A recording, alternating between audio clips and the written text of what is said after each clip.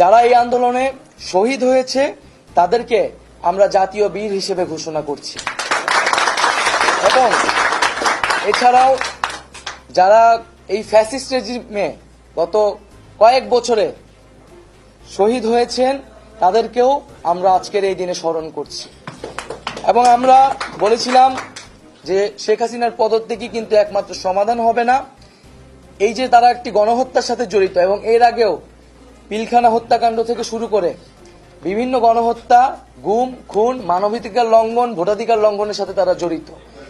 এর অবস্থায় বিচারের ব্যবস্থা করতে হবে। শেখ হাসিনা পালিয়ে গেলেই হবে না, আমরা তাকে বিচারের আওতায় আনব।